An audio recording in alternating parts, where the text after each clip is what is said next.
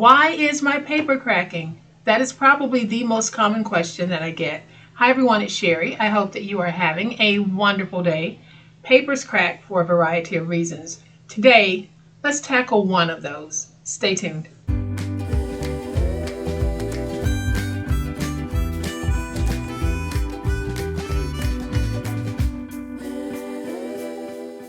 Welcome to my channel. I am so glad that you decided to stop by, and welcome to all of my new friends and to all of my new subscribers. Welcome back to all of my longtime friends and longtime subscribers. Thank you all so much for choosing to be here today.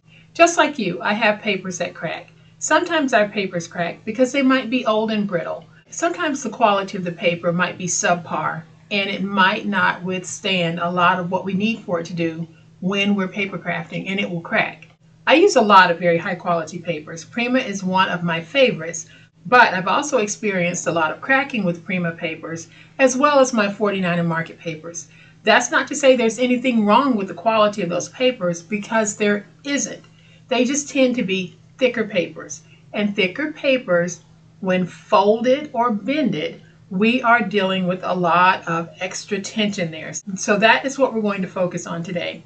I'm going to flip to my overhead camera because I really want to show you something. So what I did here is I used the same paper in two different scenarios.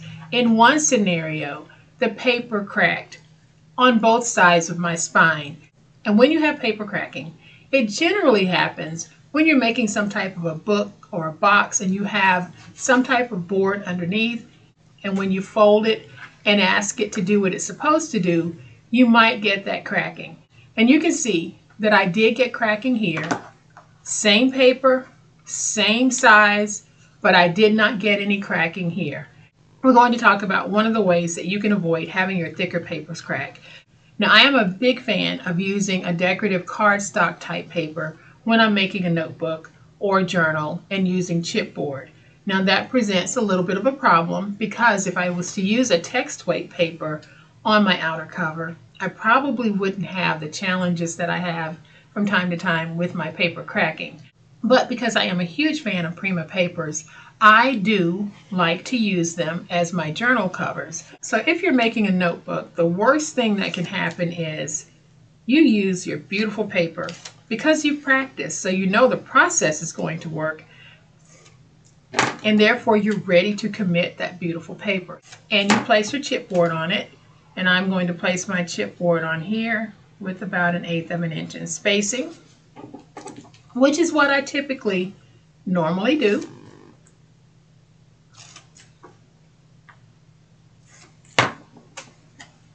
And keep in mind, this jacket paper is a thicker paper, and that presents its own challenge when you're trying to wrap it around an item. I am going to remove some of this. And we're going to go ahead and do this as if we were going to place down an inside liner, which I'm not going to place down just yet, because if your paper is going to crack, it's better to know that before you place down that inside liner. So I'm just going to take my tape, place my tape on these pieces. And then we're going to fold over, and fold over.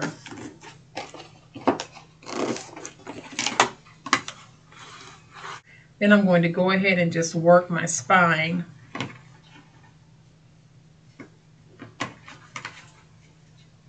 So y'all, generally what happens with our thicker papers is that it's going to create a lot of tension, especially when you've wrapped it around on the edges, and now we're going to close it. Now, if I want to close this the way that I normally want to close it, typically what I do is I loosen my spine. And I like to loosen my spine by doing this. And you can see that that cracked. And you can see that that cracked. Now, why did it crack? Because my paper is very thick. This cracked because I pulled the paper and stretched it around on both sides. So when I laid it down, I pulled it this way and folded it over. Now I'm asking it to close. So I am stretching this as I am pulling it. Y'all, this is a thick paper. It has a lot of fibers in it. It's just like when you're sewing and your tension is too tight, your thread breaks.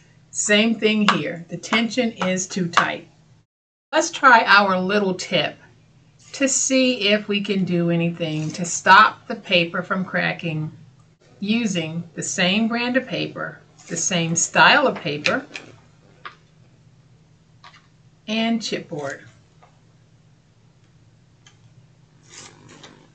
So again, you've practiced and you are ready to commit your favorite piece of paper. You only have 2 sheets of it, so you really don't want to mess it up, and you practice, so we don't want any cracking, right? We're going to take this piece of chipboard and we're going to place it down just like we did the first piece. Now we're going to take our spine piece, and when we place it down, we're going to place it down giving us a little more spacing than the 1/8 of an inch. And y'all, it's okay to have some extra spacing in between. So I am placing this down. You can see my spacing. Now I'm going to take this piece and I'm going to place it down, giving myself a little bit more than 1/8 of an inch. This is actually closer to 1/4 of an inch. But what I have found is that if I want to use my thicker papers that I know are going to crack, then giving myself a little more space in between helps with that built-up tension that's naturally going to occur when we tape down our sides. So let's just go ahead.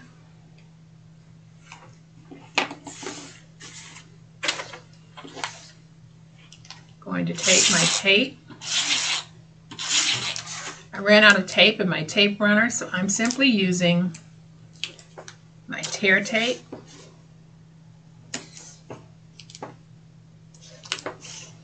So let's just go ahead and lift up.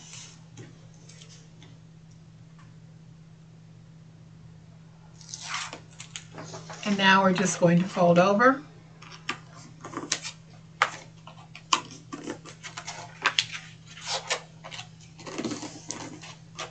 And fold over. Let's just get this stuck. Now I'm going to go in and work that spine to lay it down just like I did on the first one.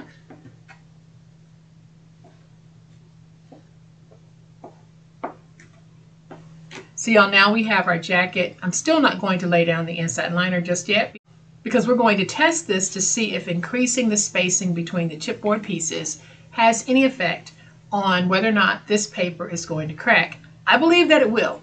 So we're going to take this and we're going to bring it up just like we did the other. So we're asking this to do what we want it to do. Then I'm just going to take it and fold it just like I did that other one. And guess what? No cracking. So if you have a paper that you know is prone to cracking, or if you are uncertain about the paper and you want to make sure that you don't have any cracking when you're making your notebook or your journal, go ahead, right out the gate, increase the spacing between the chipboard so that you can pass the bend test. I can bend this because I have that extra spacing. I can't do that with this one. Oops, it cracked again. Even though I have 1/8 of an inch in spacing in here, this is a much thicker paper, therefore I'm stressing it a lot more than I would be a thinner paper. Now we're going to take this thick liner and place it down and see if that has any effect on the cracking. So I am going to bring in my scoreboard so that I can figure out my size. So we're just going to go with 9 by 3 3/4. Let's do 9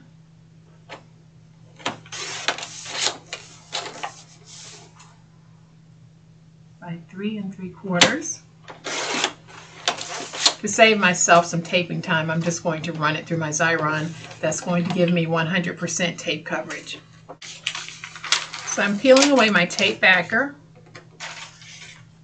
We're going to take this piece and I'm just going to put it down the way that I normally would. And let's go ahead and get it stuck. Now I'll get in there and work my spine. Y'all, I have double thickness on here because I have two very thick pieces on top of each other.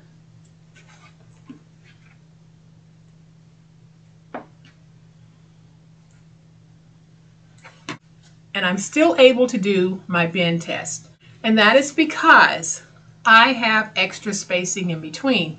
I have two very thick pieces that I'm using for the inside as well as the outside. But even with those two thick pieces being used, I didn't get the cracking that I got here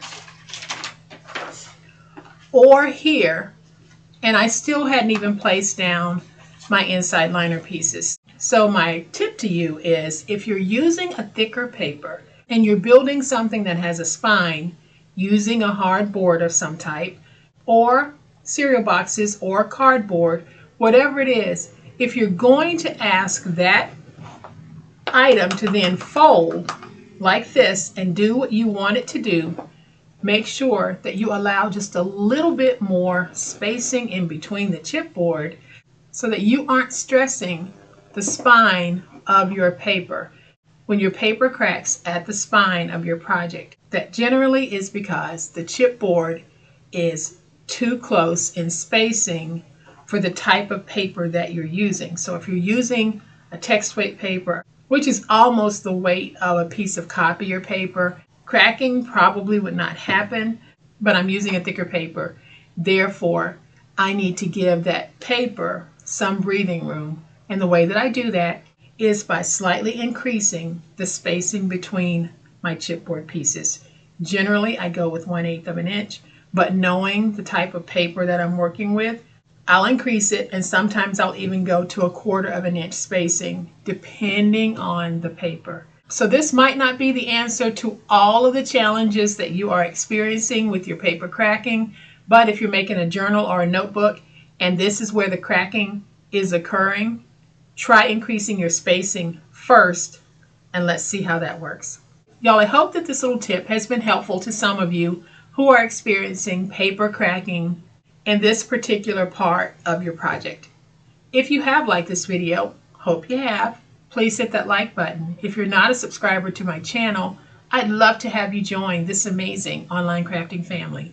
You guys, as always, please be safe, be kind, and be the reason someone smiles today. Happy crafting, and we'll chat later. Bye.